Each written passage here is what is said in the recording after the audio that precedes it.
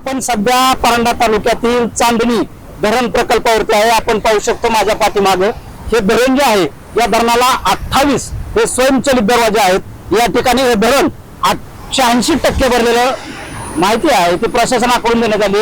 या ठिकाणी आपण पाहू शकतो की 2 जे स्वयंचलित दरवाजे आहे हे पाण्याच्या प्रेशरनं सध्या सुरू झालेले आहेत। या ठिकाणी आपण पाहू शकतो की 120 पीसेसनं या पाण्याचा विसर्ग जो आहे तो सुरू आहे। तसेच या चांदणी प्रकल्पामध्ये वरील पाणलोट क्षेत्रामध्ये पाऊस झाल्यामुळे हे धरण 86% भरलं आहे। या ठिकाणी वरच्या भागातून या पाणलोट क्षेत्र भागामध्ये पाऊस झाल्यामुळे या धरणामध्ये 50 क्युसेसनं जी आवक आहे ती या धरणामध्ये आवक आहे ती सुरू आहे। या ठिकाणी आपण पाहू शकतो की याच धरणाच्या माध्यमातून बार्शी शहराला देखील पाणी पिण्यासाठी पाणी पुरवठा केला जातो। या ठिकाणी परांडा तालुक्यामध्ये खासापूर, साकत, खंडेश्वर, चांदणी असे 4 जे धरण मध्यम प्रकल्प आहेत, परंतु बाकीचे 3 धरण प्रकल्प जे आहेत मध्यम ते सध्या कोरडे आहेत। परंतु या ठिकाणी चांदणी प्रकल्पामध्ये पाणी जे पाणलोट क्षेत्रामध्ये पोहोचले त्यामुळे हे धरण चांदणी धरण आहे ते 86% भरले।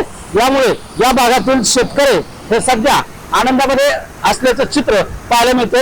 या ठिकाणी आपण पाहू शकतो की या चांदणी धरण प्रकल्पावरती 2024 हेक्टर क्षेत्र हे अवलंबून असून या ठिकाणी जे पाण्याचा विसर्ग सुरू आहे यामुळे धरणाखालील जे नागरिक आहेत या नागरिकांना प्रशासनाच्या वतीनं सतर्कतेचा इशारा देखील देण्यात आलेला आहे। कॅमेरामन संतोष शिंदेसह शीतलकुमार मोटे, TV9 मराठी, परांडा।